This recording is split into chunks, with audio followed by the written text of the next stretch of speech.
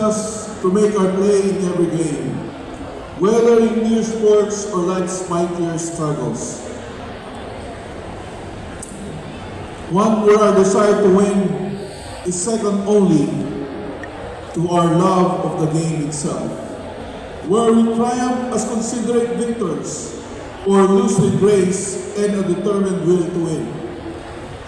Those are the words from the PMA Cadets Prayer, a reminder that whether in sports or in life, true victory is not measured by the score, but by the spirit in which we play the game. Magandang araw po sa inyong lahat, to our league officials, school administrators, coaches, and most especially to our student athletes. A very, very good morning. Today, as we open Season 8 of UCAL, we are not just celebrating competition. We are celebrating character. This year's theme, Rising to New Heights, is more than just a slogan. It is a challenge for everyone to push beyond comfort, to outgrow your limits, and to lift others as you rise. Because every time you step in the court, the field, or the dance floor, you are not just playing for victory, you are training for life.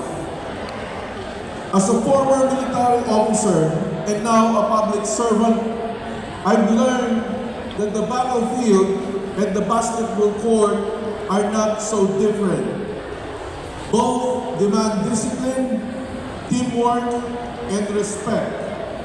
Both test your courage and your humility.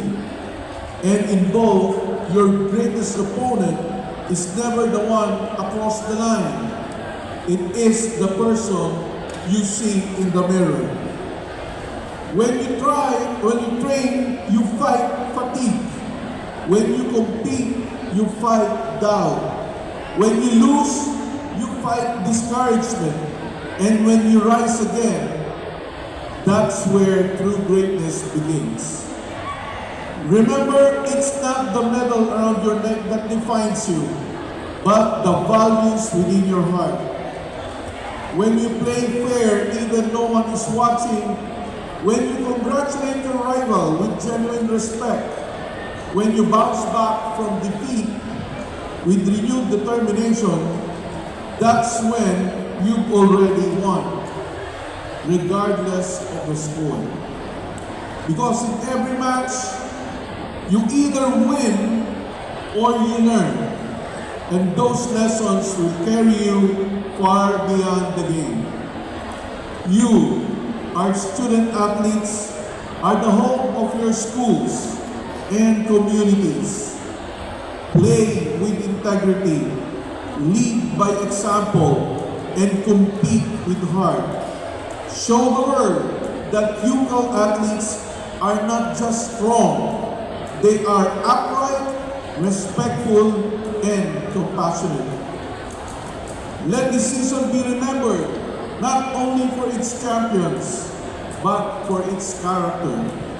Because the legacy you build today will inspire the next generation to dream higher and play better. As we light the flame of Season 8, may it burn within you the passion to strive harder, the courage to fail forward, and the humility to keep learning. Play with your mind, fight with your heart, and finish with integrity. Mabuhay ang UCAL! Mabuhay ang atleta ng bagong henerasyon! Rise to new heights! Together as one team, one league, one spirit. Maraming salamat po sa inyo.